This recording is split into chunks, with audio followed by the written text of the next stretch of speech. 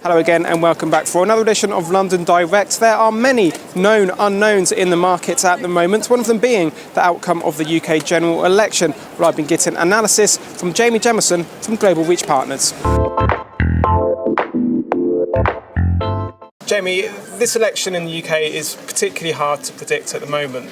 If we look at it at a purely investment point of view, what's more concerning? Is it a Conservative government which potentially could take us out of Europe if we have a referendum, or is it a Labour government with the backing of the Nationalist Party with an emphasis on Scotland and more spending?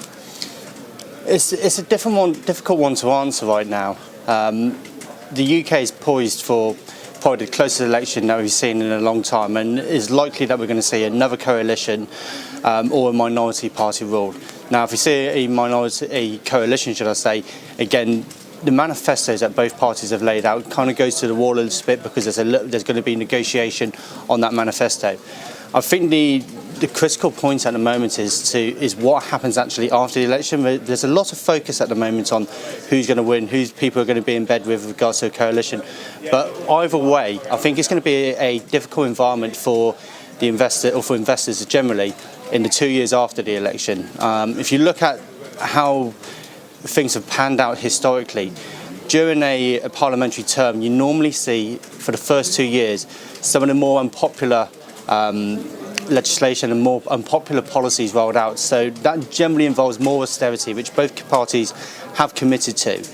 Now, what that actually then entitles, or the question is, what happens next with regards to how does that affect growth, how does that affect consumer confidence, and how does that affect the path of interest rates in the UK? So the UK is sailing into some murky waters right now with no clear definition of what's going to happen next, which is ultimately going to lead to more sterling volatility. So the investor has to be very cautious either way or either side of the election, should I say. Yeah, what you're saying, it makes me think that it doesn't matter actually who wins, and especially when you consider Labour and Conservatives have committed to a certain amount of spending cuts. I think it's £30 billion.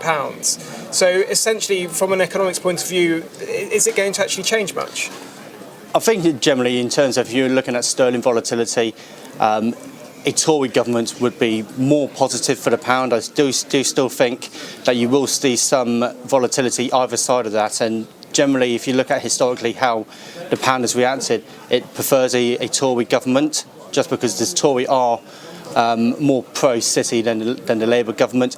But in the longer scheme of things, I do think it doesn't really matter too much. It's going to be what rolls out afterwards and what legislation gets passed. There's a lot of daunting tasks ahead of whichever government gets into power.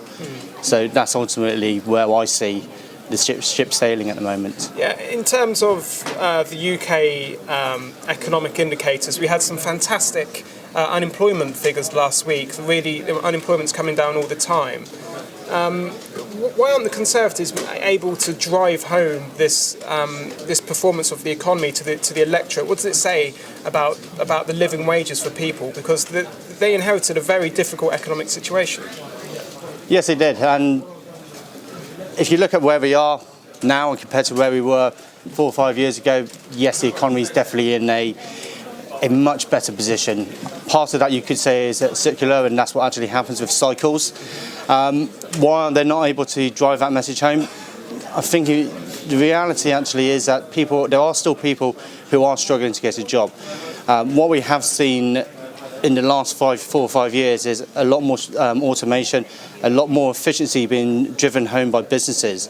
And what that's ultimately meant is there's been less hiring at the same time. So while we are seeing the figures as being positive, it doesn't necessarily mean it's easy to still get a job. And I think the grander scheme of things, Labour are maybe taking advantage of that at the same time. I see everyone's very busy here at Global Reach Partners. What are the clients saying about the pound? Are people worried about the elections? Are they concerned about holding pounds, or how are they trying to manage their accounts?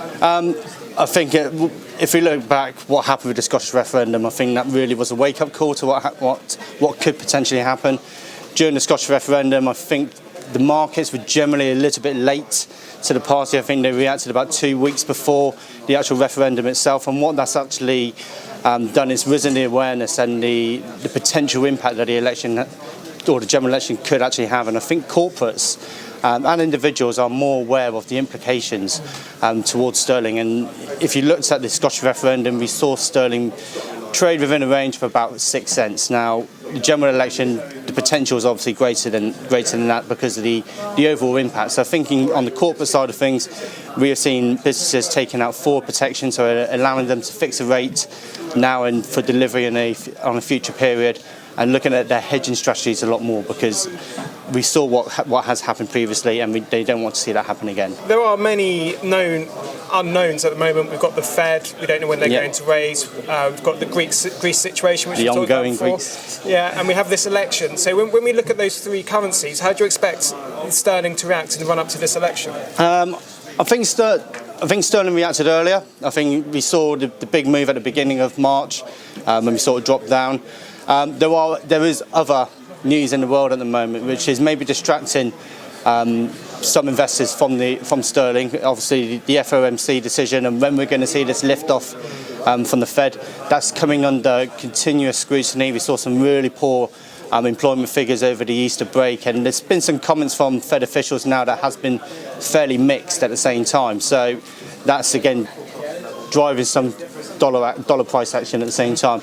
And the Brexit just seems to keep going on. I think the Greeks have also made some deal today and found some more cash from somewhere.